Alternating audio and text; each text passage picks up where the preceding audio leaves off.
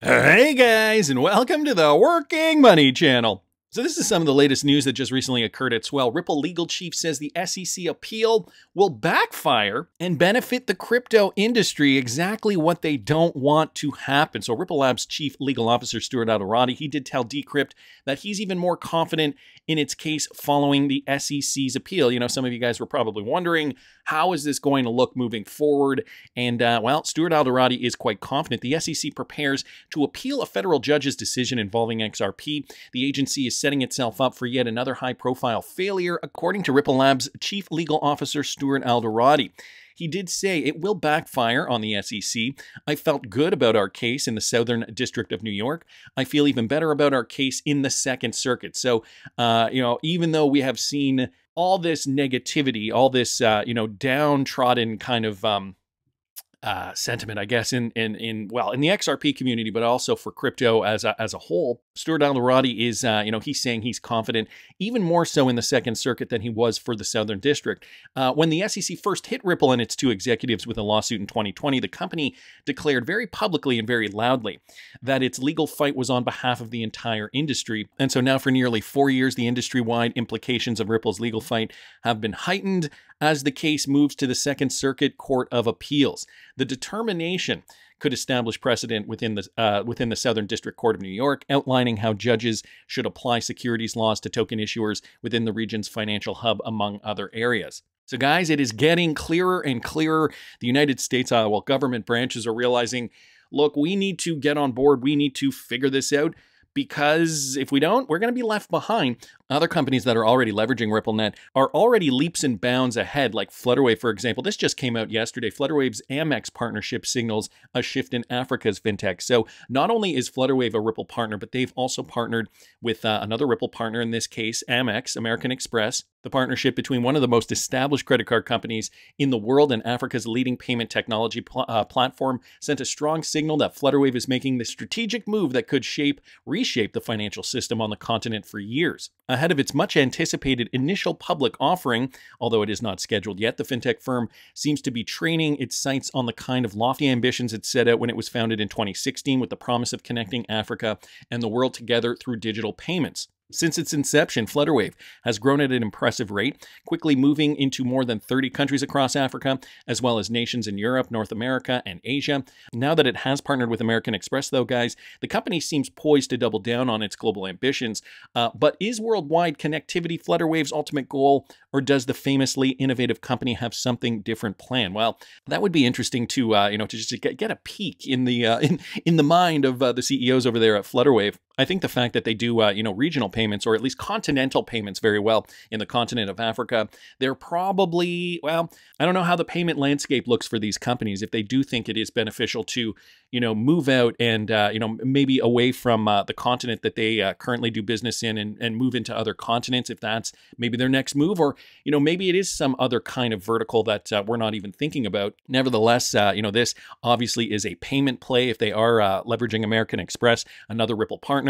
And again, guys, these are two Ripple partners, so the synergy there, I can only imagine, would be off the charts. What is this new deal? Well, we still don't know yet. Right now, they're looking to bring American Express integration to its platforms in Tanzania, Rwanda, Ghana, and Uganda, in the future creating a greater ecosystem for card-holding tourists, African travelers, and businesses in some of the continent's biggest economies. So I guess we will just have to see what happens next. Guys, I also happen to see this. UnionPay, which also does have a Ripple connection in Vietnam's NAPAS, have linked QR codes for their payment services. If you guys remember back in, this is an old one back from 2019, Ripple partners continue tie-ups, as Finabler did sign an MOU with UnionPay. So Ripple does, in fact, have a connection to UnionPay. Their international and national payment corporation of Vietnam will enhance their collaboration on cross-border QR code payments interoperability. The partnership will allow Vietnamese bank apps and e-wallets to use UnionPay's QR payment system on each other's networks, facilitating seamless transactions across both countries.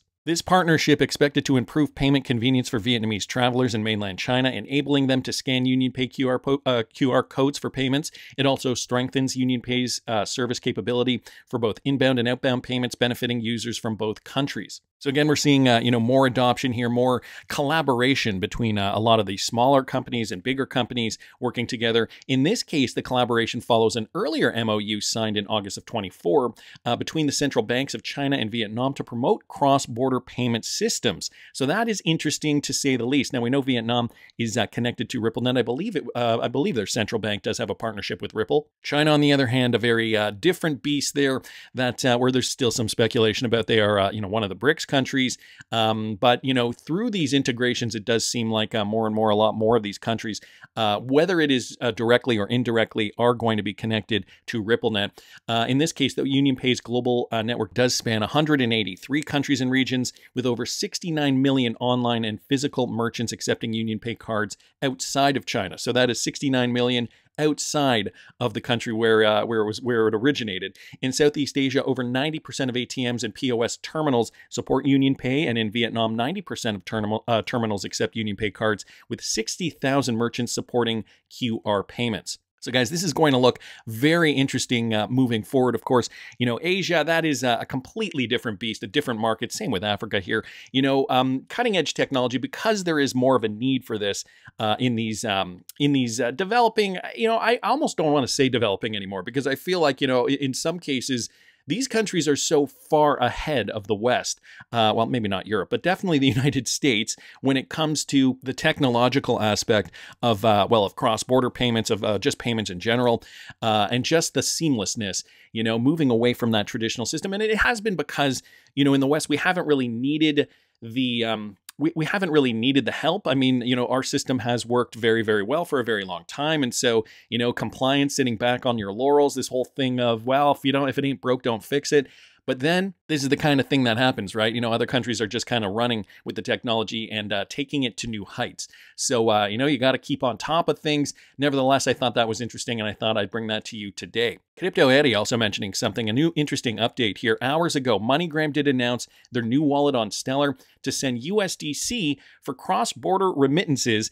And guys, today, Western Union is at Ripple's Swell event. So yes, that is correct. If we scroll down the list here for Ripple's Swell event, you guys can see down here, where is he? Western Union, there he is. Rob DeCampos of Western Union, Chief Compliance Officer, is at Swell. And, the other week I did make a video. Is there going to be a resurgence, perhaps a renewed confidence from Western Union, leveraging RippleNet and XRP technology? I'll see if I can find that video, and I'll link it up here in the top right-hand corner.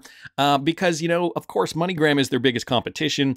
And here's what the head of MoneyGram just had to say the other day. We're announcing our MoneyGram wallet. So for the first time, we're enabling USDC transfers through the MoneyGram network through a special app, which now basically enables, it's actually only live today in the United States, Brazil, and Mexico. But it's our first foray into really changing the paradigm around how money moves and giving consumers the ability to actually transfer USDC through the system, and then leveraging the Stellar access rails that we've created, enabling them to do cash in and cash out in markets around the world. So it's like super exciting. And what we wanted to do is actually think about how do we take advantage of the rails that we have, our ability to sort of send cash and every fiat you can think of around the world, and enable consumers to send money back home. But how can you do that even in a more kind of stable and unique sort of way? And now through the MoneyGram wallet, you can go and you can walk into a physical location and load the wallet. You can go to physical location, unload the wallet, and then while in the digital world, you can transfer money seamlessly between people on the chain. And this is all technology that they could have been integrating with Ripple all those years ago. Of course, the MoneyGram partnership did dissolve in 2020 when we did get the SEC lawsuit. I don't know if there were other factors involved. I do believe there was, I don't know, some murmuring, some rumors that there were more factors involved in that partnership dissolution. Is it dissolution? Krypton Writer here on Twitter saying, spicy, sounds pretty logical to assume that if only they stay relevant and competitive against MoneyGram. Crypto Eddie here responding, allow me to be a bit crude. It's going to be a pissing contest. Competition is the mother of all strategy. So, these guys have been at odds for, a dog's year. Of course, MoneyGram, Western Union, two big competitors in the cross-border remittance space enter, crypto technology, DLT technology, and they have just thrown a wrench into the game. So, it's one of those adapt or die situations there.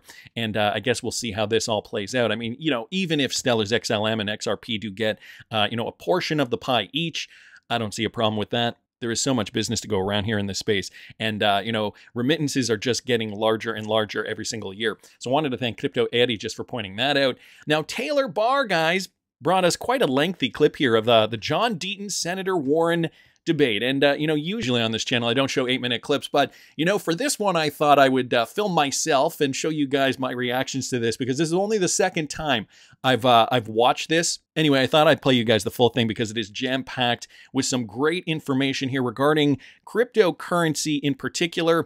And guys, the XRP bit, oh, brilliant. So here it is in its entirety, an 8-minute heated discussion with John Deaton and Senator Warren. If you haven't seen it, guys, this is gold. Watch this. To the WBZ Boston Globe U.S. Senate debate, John Keller alongside Victoria McGrain of the Globe. Mr. Deaton, you'll go first on this one. You two take a very different view of the cryptocurrency industry. Senator Warren says she wants to build a, quote, anti-crypto army to rein in what she calls crypto's threat to financial stability, consumer protection, climate, and national security. You have criticized her and federal authorities for what you claim is overly aggressive regulation of crypto. What's the right balance? 1 minute. Well, listen, I want everyone to know, when I found Bitcoin, I thought of my mom, because my mom was on welfare and food stamps, and she couldn't keep a bank account because she couldn't keep the minimum balance, and the bank would hit her with the predatory fees, and we needed that money. And then she had to go to the check cashing stores that you see in the hood, and they would charge her a fee. My mom would beg them, please, can you take less so that we have the money for food? And then when I went to college and I would send her money from college, I used Western Union, and Western Union would take 15%, and it made a difference. So when Bitcoin came, I was like, great, you could cut out the predatory banks and the middlemen and the MoneyGrams and Western Unions, and you could help unbanked people like my mom. But the better question here is for Senator Warren. With illegal immigration bankrupting this state, with inflation pricing regular people out of economy, with a debt crisis where 40% of the people don't have $500 in case of an emergency, with foreign wars taking place, why did this senator wake up one day and say, with all that, I'm going to build an anti-crypto army because crypto's so important to her? That's a question that she needs to answer. Thank you. Senator, 1 minute. So look, I'm fine. People want to buy and sell crypto. That's great. I just want to make sure that crypto has to follow the same rules as every bank, every stockbroker, every credit union, and that is some consumer protection laws and some laws to make sure that it's not open for terrorists and drug traffickers and human traffickers in Iran. So that's what I want. But I want to be really clear about what's really at issue here. And that is, who are you going to represent in Washington? There's one candidate standing here who gets 90% of the funding to keep their campaign going from one industry, the crypto industry. One candidate who has said quite openly that his personal worth is 80% tied up in crypto. Look, people of Massachusetts know me. You know I fight for everybody, fight for working people. If John Deaton has a chance to go to Washington, his crypto buddies are going to want a return on their investment. He's going to be there to fight for crypto. Senator Warren never lets the truth get in the way. If you actually look what I did, I've upset more crypto billionaires because I did her job. Yeah. She sits on the banking committee. I exposed all this regulatory capture by former SEC chair, by the way, appointed by Donald Trump, and Bill Hinman, appointed by Donald Trump's administration. There was an IG report. I'm responsible for a lot of that, of these conflicts. So I've upset more of the crypto billionaires than anyone. The largest crypto fund blocks me on social media. But here's the thing, her bill bans Bitcoin self-custody in America, yet she's allowing the banks to custody Bitcoin. Another example that Senator Warren's policies do not help poor people. They do not help the working class. She favors the accredited investor rule. That excludes 85% of the American population. Her policies absolutely hurt poor people, and I got in this race to give poor people an actual voice. Rebuttal. So I'm just trying to understand what Mr. Deaton's saying here. He's saying he has really made crypto folks mad, so mad that they came here to Massachusetts and are funding 90% of his campaign to try to take back this Senate seat, to take it away from me. I'm having a hard time putting those pieces together. But I will say this. Look, the banks have truly failed a lot of poor people. It's part of the reason I fought so hard to get a Consumer Financial Protection Bureau in place. It has now saved American consumers more than $15 billion that companies that cheated them had to return directly to those consumers. So I'm all in favor of more restrictions on the bank. The latest one for me has been to go after them on overdraft fees, where folks like JP Chase were making more than $1 billion a year off people who were struggling making it day to day. I'm in those fights, but I think crypto ought to have to follow the same rules as everybody else. Briefly, I because wish I'd like to Senator move on. Warren would attack inflation the way she attacks crypto. I wish she would attack securing the border the way she's focused on crypto. You know, she's so focused on crypto. She had the CEO of JP Chase available for questioning, and they had financed the largest child sex trafficking operation in history with Jeffrey Epstein. And you know, Senator Warren didn't ask a single question. She wanted to talk about crypto because she's so hyper-focused. Now, I know that because I was raped as a child for a period of 2 years, I might be a little more sensitive to those child rape victims. But I want to ask Senator Warren, why would you not ask one question? JP Chase settled for $290 million to Look at that. She's shivering. I just want to stop it there. She is shivering. John Deaton bringing up that last thing. I don't know. These rape victims. They had to settle with the U.S. Virgin Islands. And Senator Warren doesn't ask a question. You want to know why? Because a former Democrat president's involved, because her donors are involved, because people that she knows are involved. Again, loyalty to an agenda, loyalty to a party. I come in and I want transparency on everything. I'd like you to answer the question on behalf of all those rape victims, though. So, look, I have stayed after the banks. I have stayed after the regulators that regulate the banks. I have done everything I humanly can to try to get more fairness into our financial system. What I don't hear Mr. Deaton talking about is what is the return on investment that his crypto investors are expecting from having put millions of dollars into his race.